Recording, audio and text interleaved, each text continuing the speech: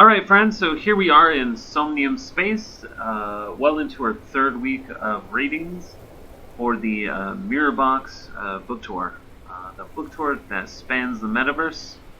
Of course I'm the author, Lance G. Powell Jr., as it says on the book cover, and we have come to the blockchain-based environment, Somnium space, where there are lots of different places to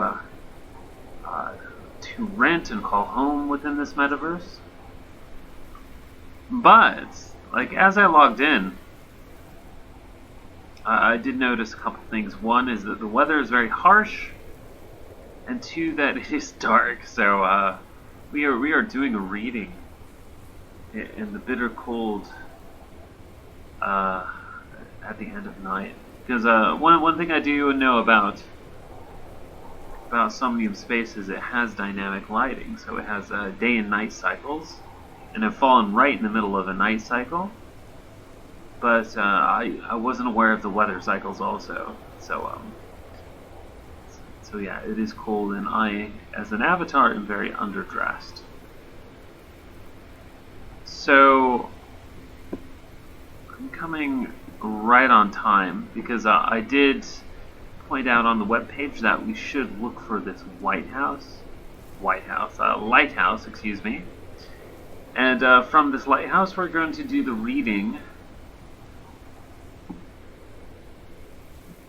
and Q&A if anyone shows up to ask questions.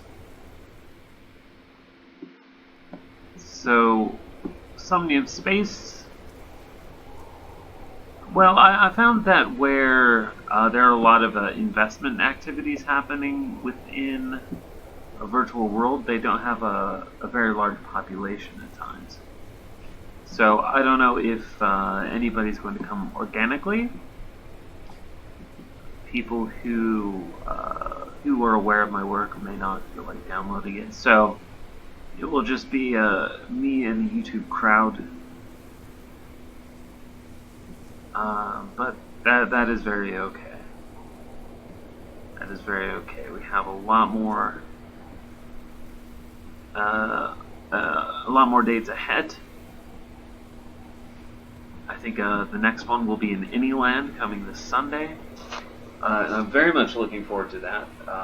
The creators of Anyland have always been nice to me, and I'm a great admirer of theirs. Yeah, but the same goes for Somnium Space. The man going by the name Alt-Rat has been kind enough to answer any questions about this space, and we had a few conversations back and forth just about social virtual worlds generally. So I'm not going to waste any more time. I'm just standing up here in the cold with my t-shirt. So let me get a good angle on. There we go. I can zoom right in.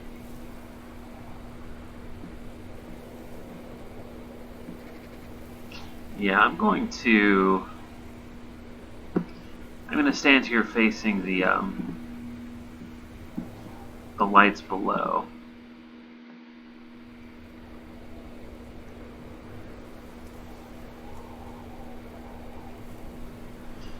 Yeah, I'm gonna have this lamplight there, and the colorful lights below,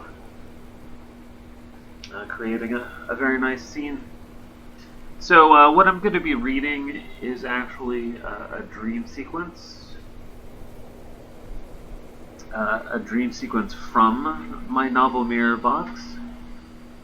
I find that dream sequences are very nice for these readings because they are somewhat self-contained, although they do contain themes that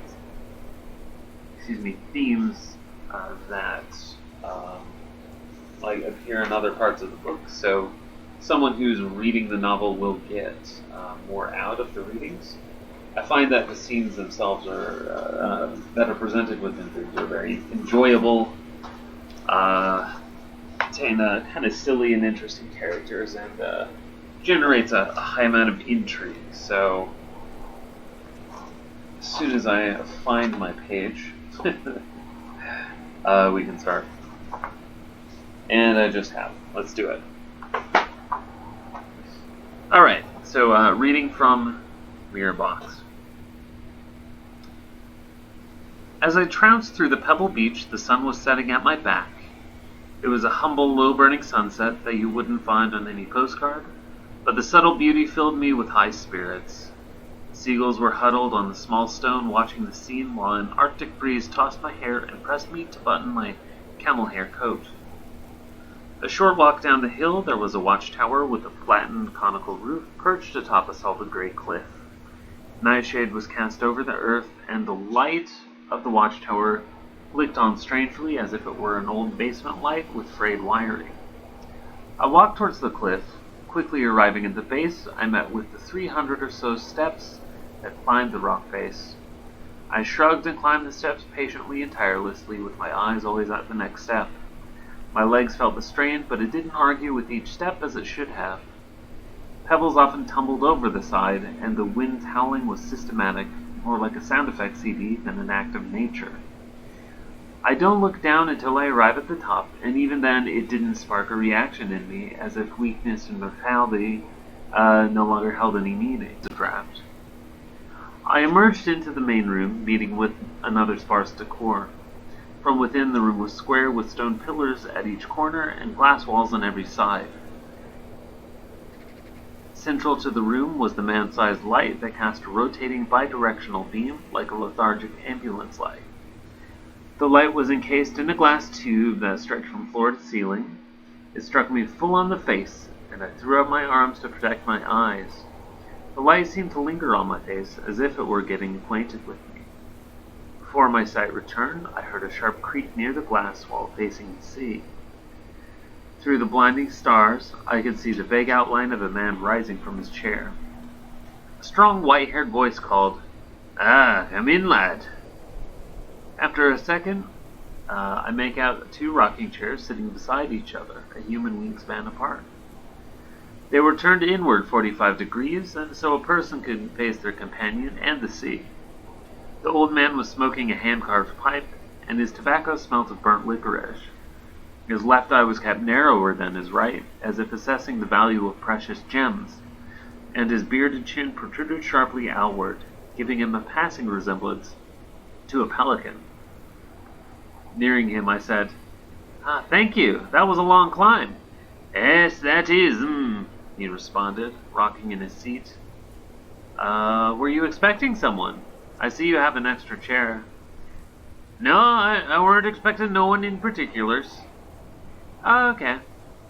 Puffing the pipe, he said, "Always happy to meet the odd traveler. Someone passing by who wants to come and share the view." "It is a lovely view." "Ah, that is, There was a long pause between statements. "So, what is your job, really?" He sneered like I'd just asked the color of the sky, and he said, "I'm the watcher." "Yeah, I understand that, but what do your job responsibilities include?" "Well, first to make sure no one crashes into the shore. If they make a landing, I'll help them here safely. And if they have other problems, I'll help them with those too. But most ships don't come here. They'll see the light and steer away from it." "Not very many people come here, then?" No, not many, no." "Have you been up here long?" "Indeed, I've been up here for ages. Eons, it seems." "Oh, I figured you had." The watcher moved his free hand from his knee to his upper thigh, and inconspicuously started rubbing it. He ceased rocking, and leaning forward in his chair, he said hoarsely, "You know, it does get mighty lonely up here." I tensed up, grabbing the armrests and staring at the dark horizon. I cleared my throat loudly and suggested, "Then maybe you should get a pet." He sneered and leaned back again, rocking stiffly. I got a dog," he said, pointing with the tip of his pipe. He added, "It's over there." In the corner there was a frighteningly ugly dog, laying on his side. You couldn't place the breed, but its pointed snout and stumpy legs made it look more like a solid grey Tasmanian devil than a dog. Once my attention was on it, the beast snored audibly and continued doing so. "Mutt," called the man, "wake up and come over here." Its head darted up and looked straight at me, purple eyes shimmering like the breast of a peacock. It cried once it was awake, then it whined miserably as it hobbled towards us. The dog was nursing its right forepaw, tucking its legs inward to keep from hitting the ground. The beast was obviously in a great deal of pain. When it had limped to my feet, the round-bodied dog sat down, resting its paw tentatively on the ground. "Mutt, say hello to our young friend." I leaned to pat its head, but suddenly the dog arched its neck, narrowed its eyes, and bore its many sharp teeth. I pulled my legs into my seat, nearly teetering over, and the gray dog growled at me and gave me an accusing stare. The man jumped from his chair and swatted the dog's rump with the back of his hand, sending the dog yelping back into the corner. Despite its panic, the dog still lifted its forepaw, keenly aware of its pain.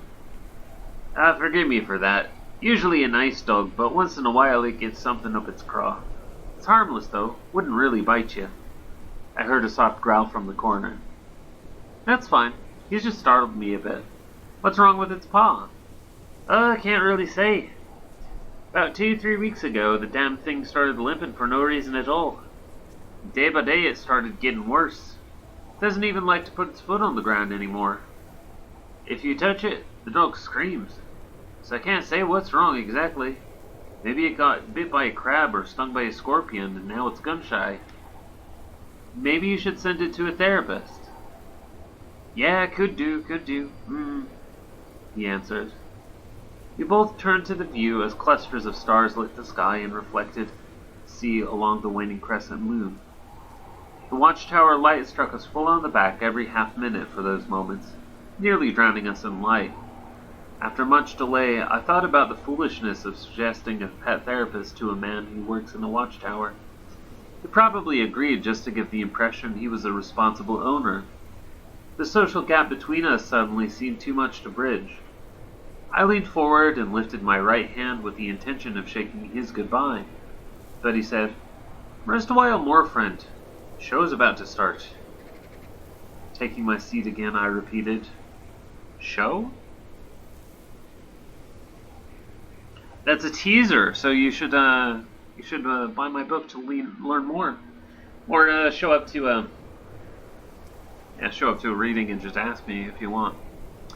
Anyhow, yeah, it's been a pleasure. It's a beautiful day here in Somnium space, so I hope people watching this video will also download and visit sometimes. It is pleasant. So that'll do. See you all later.